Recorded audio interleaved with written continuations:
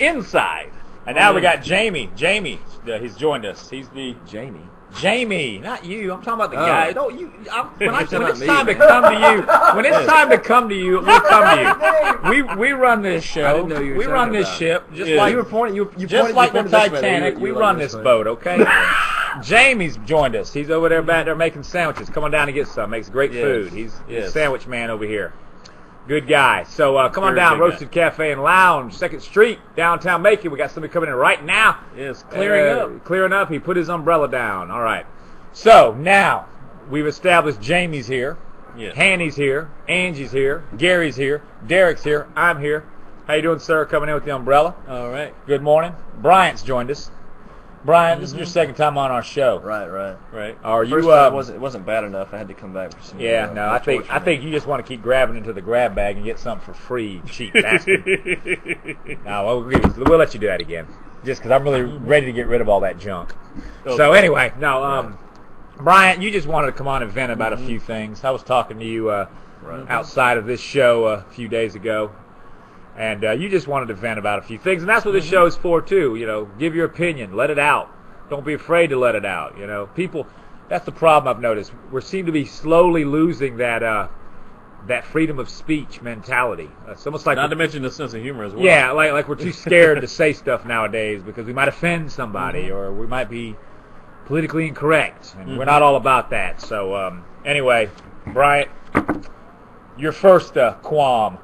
What do you want to talk about first? If you don't want to bring it up, I'll bring it up. But something to do with the Georgia Archives, right? Right. It's the basic, Georgia Archives. Speaking to the blue ball. It's been in the Telegraph. It's been in the AJC and stuff. They're just talking about at the end of next month they're going to shut down the public access anyway to the Georgia Archives. Lean into the mic, brother. Thank you. They're going to shut down public access to the Georgia Archives except by appointment only. Basically, you're not going to have access. You know, we're talking. They have hundreds of years of records. I don't know. It's really not that big. That'll be the only state in the country where that doesn't have public access to an archives. I mean, it's like you can't go and research your own government. Like, they don't want you to know, like, what they've done in the past. It's very strange that they would just shut off all that kind of stuff. And Georgia's the only state doing that. Is that what you just said? Once Georgia shuts it down in November, we'll be the only state that does not have public access. Wow.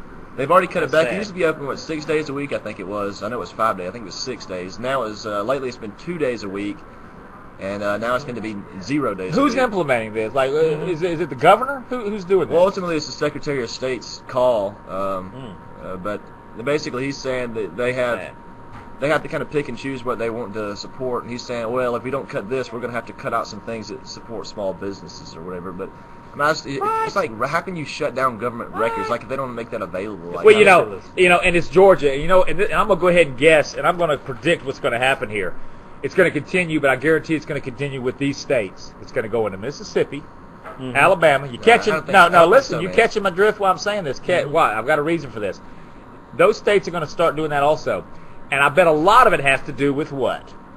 The history of these states and slavery, and I guarantee exactly. Because I guarantee that they want to sort of erase that part of history slowly out of this country so that you get to generations from now, they want to act like it never existed. Kind of like how people try to claim that the Holocaust never happened.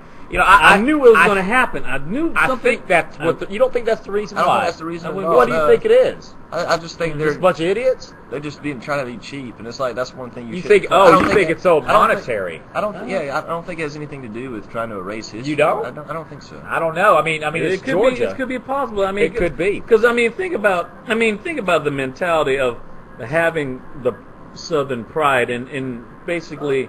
Not saying there's nothing wrong with pride, but I don't have a problem with the South because I was born and raised in the South. Right. I do have a problem with the Confederacy, but because you got to think, there's something really deranged if you want to celebrate something that you got your ass kicked in. But wait a minute. I take offense to that somewhat too, and I'm not, believe me, I'm not Mr. Pro-slavery and all that. Okay. But now and he'll back me because Brian is sort of a historian in this aspect. He loves to read about the Civil War. He's done a lot of research about this stuff, and he's currently reading a book about the last days of Jefferson Davis. But that's something else. But that's the misconception. The Civil War wasn't all about slavery. Okay, there were a lot of other things. There were a lot of other things in play, And of course they want to make it out like the main reason was, we ain't going to let you take our slaves, and we're going to fight you for them. And that was a small part. Because believe it or not, and you'll back me on this, the North had slaves. Yep. The North had slaves. But they didn't make it. It wasn't part of their cultural. It wasn't part of their livelihood. The North was more industrial. I mean, basically, the Civil War, I mean, in the nutshell, was basically the turning point of will the United States become an industrialized nation or a slave-empowered agrarian nation, and industrialization won. Right. So when the smoke clears, it's going to have something to do with slavery. Well, it is, but the thing about it is, and I'm not sticking up for the slave masters, the violent, any form of slavery. Right. But the thing about it, a lot of those, once that Civil War came to an end and the surrender happened, a lot of those slaves really were not happy about it.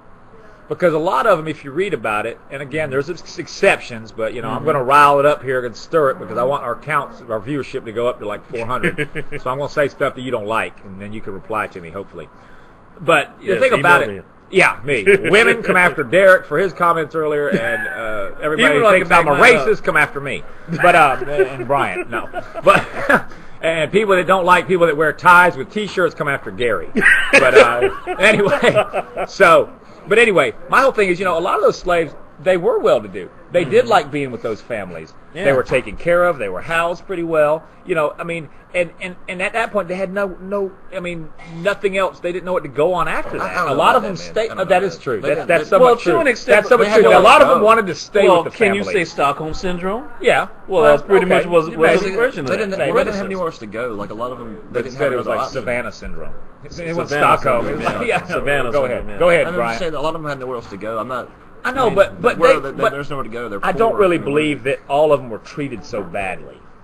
I really don't. I really don't. I mean, of course they were. I'm not saying I'm not standing up for slavery, but my point being is that the Civil War was more than just slavery. I think that. And anyway, so back to the reason. I don't know. You think it's all economy? They're shutting these archives down. Hey, look at the other states like Alabama and stuff. They're still open 5, almost sometimes 6 days a week. North Carolina's always open. Georgia's 2 days a week. Now it's going to be 0. Mark my words, Brian. Mark my words. I'm going to write it down. This day of the 18th, September 18th, 2012. The states that'll follow suit will be in the southeast region. Watch my words. I don't think so. Mark my words. Watch my words. Nick's here. Nick Riscalis, how you doing? Owner. But yeah, I don't know. I think that might have an underlying tone to it. I don't think so. You don't? If that were the case, why haven't any other southeastern states done that? Because Georgia's starting it. You have to have it start somewhere. I mean, I can see then Mississippi doing it, South Carolina, Alabama. I don't think it's gonna. All right, we'll see.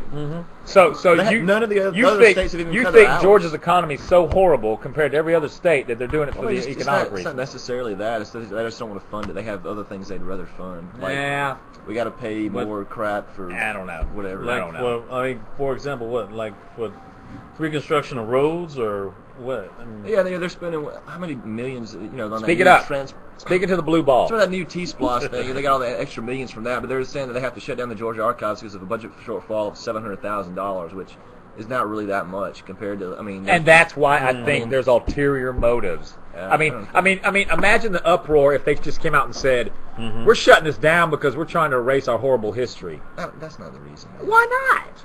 I mean, how much? How many people would be mad about that? Of course they would. Of course, it would be an uproar. It'd be a big uproar because I think it is ridiculous. States and countries, entities, talk about revisionists. Yeah. They have skeletons in their closet. It's just part of life. It's part of history. When a country grows, it's going to have some points in its life that were dark and dismal and just wrong. And abysmal and just straight out insipid. Exactly. But the thing about it, the answer is not to shut it all away, put it away, and act like it never happened. I don't agree with that. I mean, and again, just basically just downplay it to an extent where like, that was just during our youth and stuff. Right. That's why I was talking about when people don't want to be thought of as a loser. That's why you like say for example Buffalo Bills. They went to the Super Bowl 4 times and lost. Yeah. They want to be known. So when you have billboards, you see Buffalo Bills 4-time AFC champions. Of course. Not 4-time Of Super course. Bowl losers. Right. Of course.